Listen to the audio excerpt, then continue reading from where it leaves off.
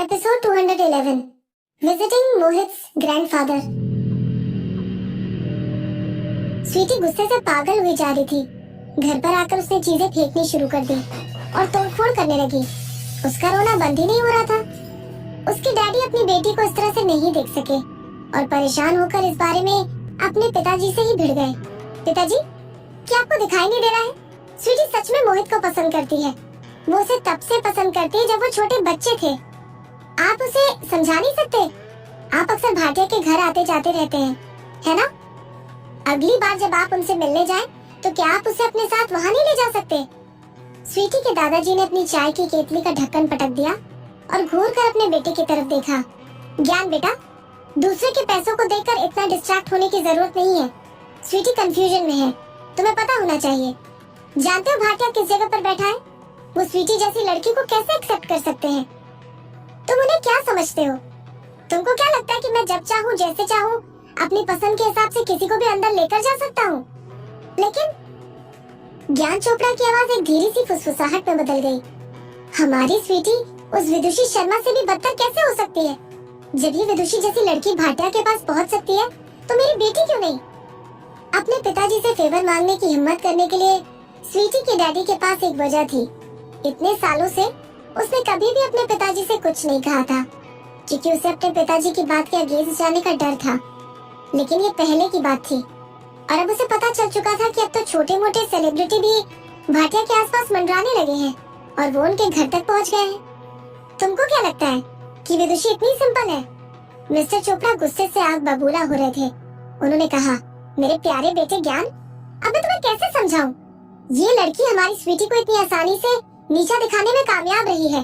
अगर वो कुछ हासिल कर सकती है, तो इसका मतलब ये नहीं है कि हमारी स्वीटी भी वो सब कुछ कर सकती है। इसके अलावा भाटिया का बेटा सिर्फ उसी से प्यार करता है। क्या ये तुम्हें दिखाई नहीं देता है? मैं तुमको साफ साफ कह देता हूँ कि तुम उन्हें अकेला छोड़ दो। एक भी बेवकूफी भरा आइडिया अपने दिमाग में लाने की कोशिश मत करना। खुद जियो और दूसरों को भी शांति से जीने दो। ज्ञान पूरी तरह से हड़बड़ा गया, लेकिन अब उसके पास जवाब देने के लिए कुछ भी नहीं था। आखिर में वो कामयाब नहीं हो पाया, इसलिए उसे कुछ समय के लिए पीछे हटना ही पड़ा। उसने पहले ही चुपचाप से उस मनहूस लड़की को पैसे भेज दिए थे। विधि ने मोहित के लिए जो भी गिफ्ट खरीदे थे, उन सभी को गिफ्ट पेपर में पैक किया। मोहित ने शायद ही कभी अपने पिताजी के बारे में बात की थी और जब भी विधि ने उससे पूछा, तो उसने सिर्फ इतना ही कहा, वो एक काबिल इंसान है और अपने परिवार की देखभाल करने के लिए पूरी तरह से जिम्मेदार है। उनकी 2 पत्नियों की मौत हो गई थी, फिर भी उन्होंने कभी भी तीसरी पत्नी लाने के बारे में नहीं सोचा। जब विधि ने थोड़ा ज्यादा जानने के लिए दबाव डाला, तब भी मोहित ने आगे कुछ नहीं बताया। विधि को लगा कि अपने पिताजी के साथ मोहित का संबंध थोड़ा हल्का ही था। इवन कभी कभी तो उसे लगता था जैसे वो रिश्ता कुछ नकली सा ही था। विधि उस पर हंस पड़ी। आप नहीं जानते कि आप कितने लकी हैं। कम से कम आप मेरे जैसे नहीं हैं। वो जानती ही नहीं थी कि उसके बायोलॉजिकल मदर फादर कैसे दिखते होंगे, लेकिन फिर उसने आगे बात बढ़ाने से खुद को रोक लिया।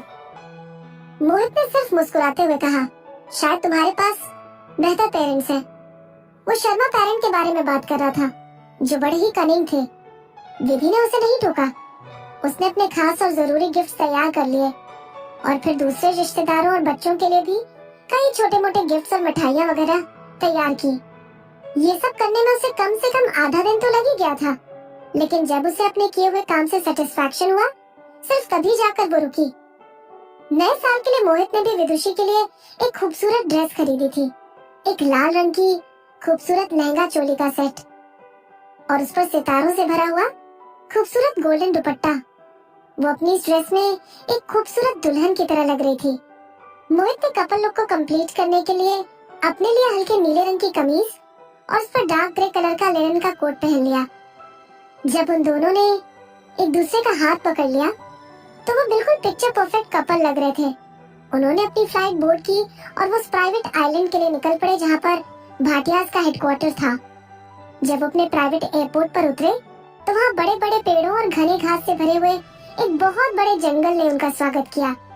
खुली खुली जगह और तेज हवा की झोंकों की वजह से ये सभी पेड़ बहुत नजाकत के साथ हिल रहे थे। उन्हें देखकर ऐसा लगता था जैसे वो मोहित और विदुषी का स्वागत करने के लिए अपना सर झुका रहे थे।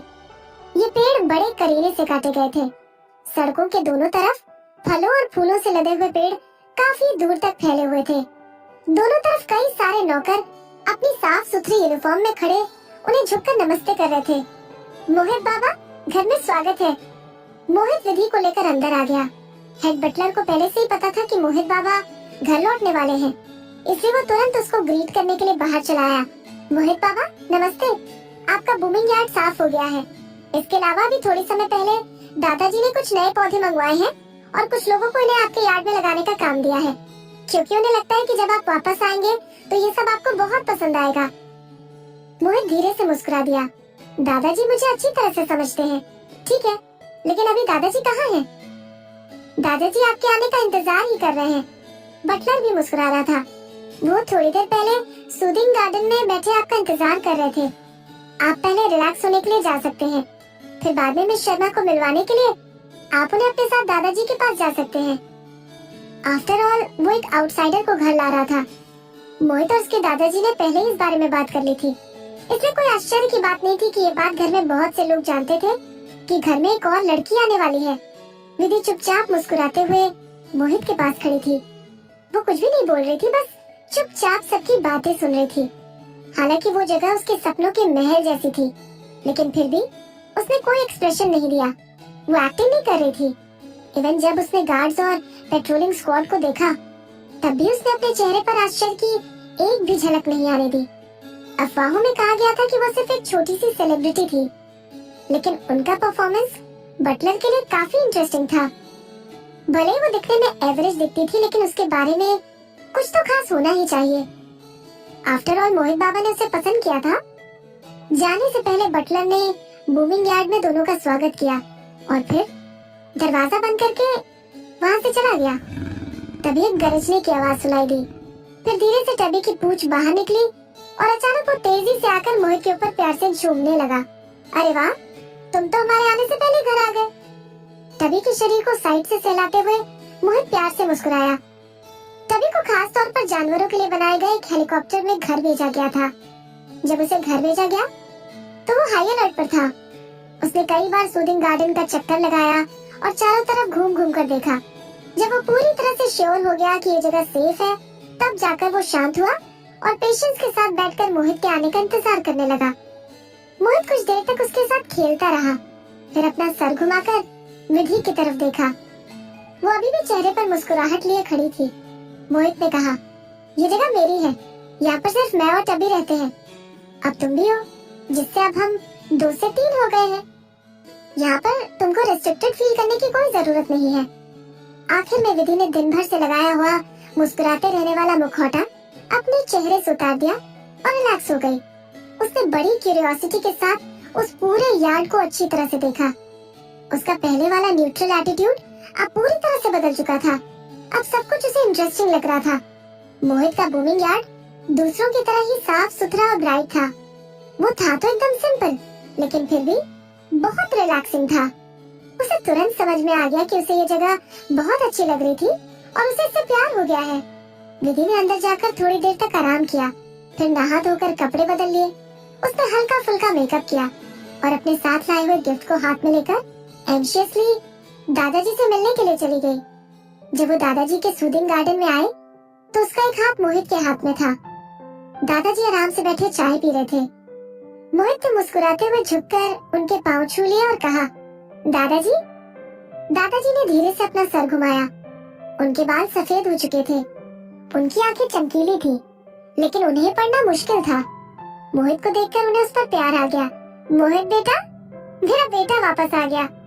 मोहित ने विधि का हाथ पकड़ा और उसकी तरफ देखा। विधि इतनी ज्यादा नर्वस हो गई थी कि उसे लगने लगा जैसे उसका शरीर अकड़ गया है। मोहित ने उसका हाथ और भी कस के पकड़ लिया, जैसे कि वो उसे स्ट्रेंथ देने की कोशिश कर रहा हो।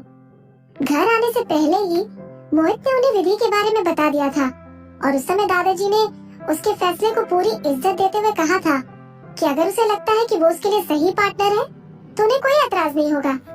तब मोहित जानता था कि दादाजी विधि को बिना शर्त के पसंद कर लेंगे। जब वो एक छोटा सा बच्चा था, तब से ही जो कुछ भी वो करता था, दादाजी उसे पसंद करते थे। दादाजी ने थोड़ी देर के लिए विधि के बारे में सोचा।